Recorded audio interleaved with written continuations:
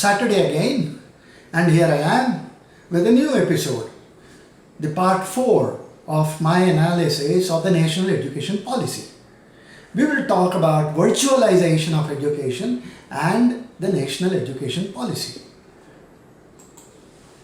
This time, like I said, we will explore a few opportunities in the virtualization of education space, which we must explore if we have to realize the objective of reaching 50 GER in the higher education space. Setting up a central university in Leh or setting up a new AIMS are all welcome initiatives. We must have more of them since the country is very large and has a large young population. The aspirations of a young population, whatever they are and wherever they are, must be met if the government must survive and if nations have to thrive. One differentiator between the nations and their greatness is the research, the patents and the IPRs that they generate. Large funds are required for the purpose. For not all of them is spent on research. It can be actually detailed in terms of the outcomes. A National Research Fund, NRF, of rupees 50,000 crores over 5 years is what is provided for. However, this will amalgamate all the other research grants currently given by various ministries independent of each other. How the 10,000 crore rupees available per annum is distributed amongst a host of institutions for research and how thin it will spread are all matters of detailing. COVID-19, the pandemic, has shown us that we can succeed in several ways other than what we were used to.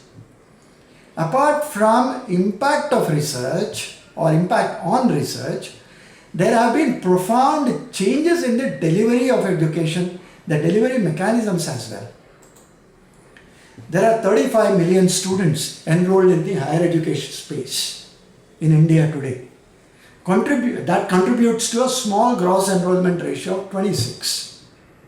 India has 65% of its population below the age of 35. One of the youngest countries. This simply means that there are at least 4 times as many who could have gone to colleges but did not. It is feasible, or is it feasible, to build more and more brick and mortar institutions to accommodate them? Will they attend colleges even if they were to be built? Aspirational supply chains seek better educated and skilled personnel. They must fit into the right places of employment.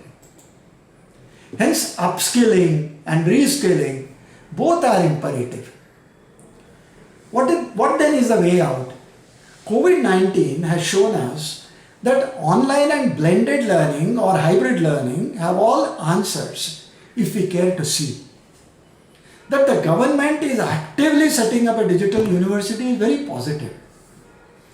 Though online education has been there for many decades, its institutionalization has been made possible only by the onset of the pandemic. It compressed the development and adoption cycles of online education. That several edtech companies have to set base in the country is a statement of purpose. Certain sectors of education, like those that do not need hands-on skills, are eminently suited for online education. Now, there are others that need competency-based skills. They will need a blend of both online and offline modes of delivery. Its adoption needs IT infrastructure investments. The question is, are our institutions ready to make these investments? On the other side, is the government ready to promote, handhold, adopt online blended learning majorly? The role of edtech companies in that sense is extremely important. Some of the recent circulars restricting their utility and eventually taking some of them back adds to a little bit of confusion in the system. But edtech companies have an important role is something that must be understood in the delivery of education. It goes without saying that only our universities have the right to award a degree or a diploma. And no one else has that business of awarding them. The National Education Policy studied provision of multi-point entry, exit and credit banks will come to naught if they are not adequately facilitated, if our universities are not adequately facilitated for adoption in an online environment. And the most important feature here is the digital infrastructure must come in place. Personalized learning that connects students to tutors through analytics and artificial intelligence on an online platform such as a learning management system, LMS as we call, to make learning effective and credible is required. The digital university must be futuristic. It must tend towards a virtual university with an administrative control provided for in every district of the country. All online courses require access to high-speed internet services. One also needs a laptop or a smartphone, a webcam and a headset or microphone. 51% of the courses that are conducted worldwide are in either hybrid mode or blended mode. Massive open online courses, or MOOCs as we know, offer large-scale interactive participation and open and give access through the World Wide Web or other network technologies. Virtual universities should be the enabler. India's adoption of 5G technology would go a long way in making all this very, very reliable as well as realistic. Good content is at the heart of the model and is expensive. Good teachers with domain expertise, presentation skills, access to effective technology can all come together creating an experience to cherish. Can a system as large as 900 universities, 45,000 colleges ever dream of creating individually and port it on their individual learning management systems? Should every one of them actually create content which is a kind of repetition? The answer lies in collaborations of a different kind. With smart classrooms and learning management systems, it's now easy for teachers to conduct interactive learning sessions, map students' knowledge, and create progress reports. Online examinations are conducted on web-enabled devices like the laptops, the desktops. They help to accurately access the students' knowledge in a wide range of subjects. Actually, it uses fewer resources and reduces the need for question papers and answer scripts. Exam room scheduling, arranging invigilators, coordinating with examiners, etc. A little tweaking of the rules and regulations will be called for, however, if all this were to become a reality. Let's look at a short video that explains a learning management system, because that happens to be the most important cog in the digital university space. What is an LMS? LMS stands for Learning Management System.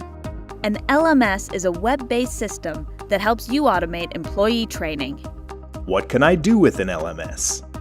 With an LMS, you can gather all your learning materials in one place and make them available to all the learners in just one click. You can create a different group of learners according to their function or job position.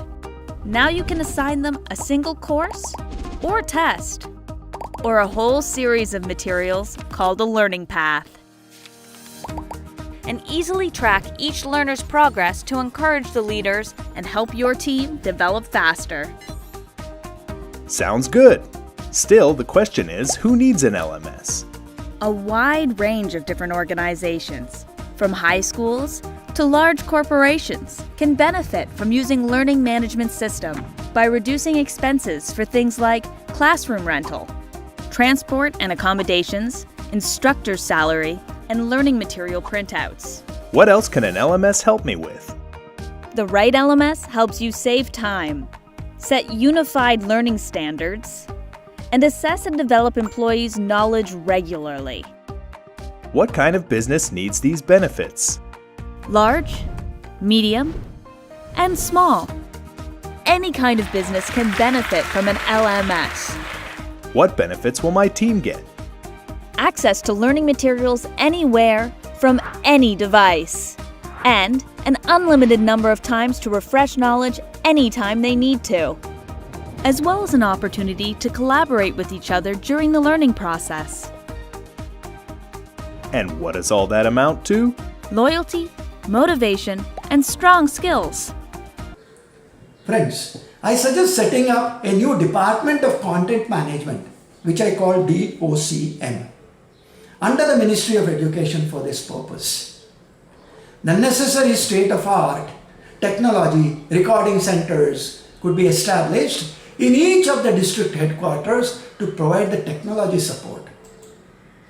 Such content, when ported on a common learning management system like Moodle, open source, suitably customized and maintained by the DOCM that I am talking about, could beam all content, even addressing the digital divide. Now, it's very important to address digital divide. What can be done? Sanitized mobile vans with PCs and smart devices and access points to all remote locations would be the carriers of the virtual university or the digital university. For a maximum throughput and minimal interference required to conduct of nationwide teaching or conducting examinations, virtual university could function on channels 1, 6 and 11 in the 2.4 gigahertz ISM band. DTH channels, cable TV networks are all vehicles of equity. DOCM could even aggregate third-party content like that of edX, Coursera or Udemy or similar in various disciplines and port them on a common learning management system, and in all these interventions cost to student should be minimal. Everything must be student-centric, as repeatedly the National Education Policy says. A collateral advantage of such a partnership is that the multi-point entry-exit option, accumulation of credits, the credit bank concept, designing one's own degree or diploma provided for in the National Education Policy, they all become meaningful and realizable. Physical entities of our institutions or universities would still remain in the physical space. A 50 GER envisaged in the next 15 years could actually be realized in the next 5 years, if all the above is done. One could even aggregate similar research, thereby optimizing the funding options even. A national mission on education through information and communication technology should enable virtual laboratories, which provide remote access to laboratories in various disciplines. Of course, blended learning should be recommended instead of disaggregated distance or online paradigms for this to become applicable, for this to be successful. For long we have hypnotized ourselves into imagining that this is how things have been running and will continue to run. Our schools, our colleges, they all must shift to calibrated online learning and teaching. Teaching from the teacher's perspective and our students to calibrated online learning from students' perspective. The virtual university would enable us to do it. It's simple. The teachers now at their own homes can record their lessons on videos and can send it to students on WhatsApp. Their smartphone can do the job. This also creates a digital library of content for the schools and colleges. The students could revisit the content several times rather than over a single limited period in a classroom. This is the paradigm waiting to blow the conch unless we want to ignore the war cry of COVID. That, friends, is for this Saturday. The next week or the next Saturday, we will see the nuts and bolts of a digital university in the part 5 of a series of presentations on the national education policy. Until then, thank you, Dhanyavad and Namaskar.